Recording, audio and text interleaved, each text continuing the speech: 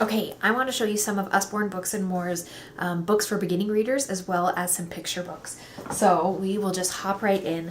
This is Usborne's very first reading set. It's fantastic. It's $70, but when you divide it out, it's less than $5 a book. And you can really totally teach your kids how to read with this. They are set up so you're going to have parent and child reading together. So the parent's going to read this little paragraph, and then the kids are just going to read 3 simple words. Sit, Sam, sit. And each page goes back and forth like that. So the story can be a little bit more interesting, but they're still just very simple words that your kids are starting out with.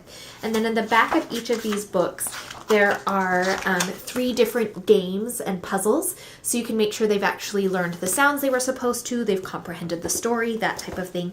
About halfway through the set, it changes from parent and child reading together to just the child reading by themselves. So this is the last book, so you can kind of get an idea for the number of words per page, how that is. And again, it has the same puzzles in the back as well as the parent guide.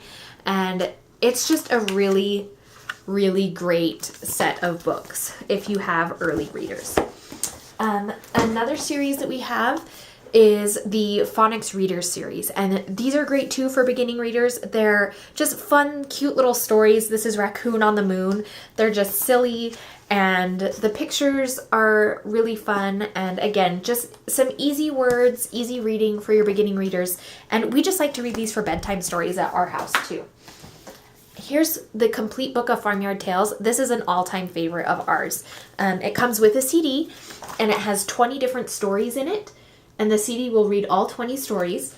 And the thing we love about this, it's unique because it's called a dual reader. So it has 2 different reading levels. So you have the simple text here on top, and then a little bit more complex down at the bottom. So you can again read parent and child together, or you can just have like the child read the bottom part or just the top part. Either way, it's a complete story. So these are really fantastic. It's always Poppy and Sam and their little dog Rusty. So for the little kids who like that repetition, this is a great one. And then there is a little yellow duck that hides on every page. We'll see if you can see him right there. So that's fun for little ones too, so they can kind of follow along and just find the duck on every page. And it's got a bookmark, so you can just read a few each night, and it makes it really convenient. Another favorite at our house is the Big Book of Little Stories. We love this one. It's so cute and sweet.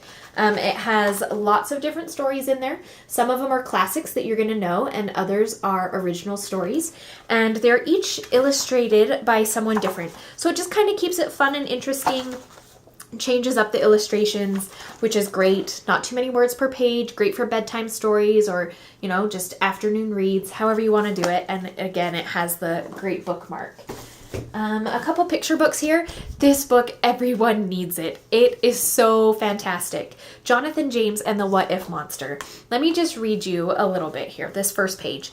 Some what-if monsters like to hang out and fill up our heads with worry and doubt. They are sneaky and quiet and quick as a blink. The words that they whisper can change how we think. Jonathan James heard those words full of dread, and all those what-ifs got stuck in his head. So just about little Jonathan and the things that he's scared of, stuff that could go wrong.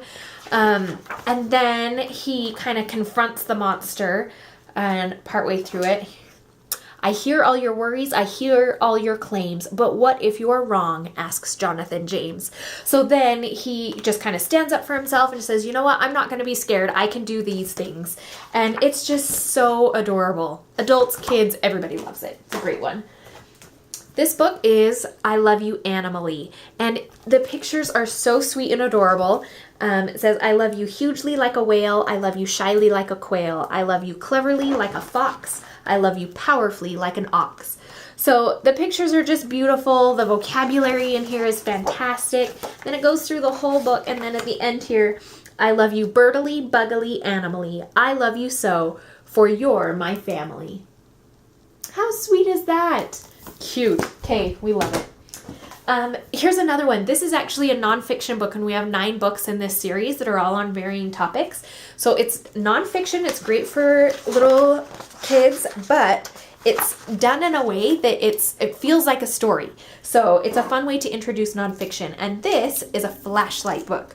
So hopefully you can see here on each page, if you shine a flashlight behind the picture, you're going to see something that peeks through. So you can see your little monkey there that peeks through the page. So again, on each picture there's something different. So this one has a frog, and they're just really fun. They are great for bedtime if you got a lamp on in the room, something like that. Then the last one I have here, this is from our Illustrated Stories collection, our series. We have so many books in this series, and they're all wonderful. This one is Norse Myths. So if you have a child who likes superheroes, this one's really great because you got Loki and Thor. It's really fun. You can see here like how many words per page it has. If you want to read these just for read them to your kids, you can. That's great. My daughter loves them. Or for your little bit older readers, they can read them by themselves. And there's several books again in this series. Some of them are more difficult and some of them are easier. So you can kind of gauge there.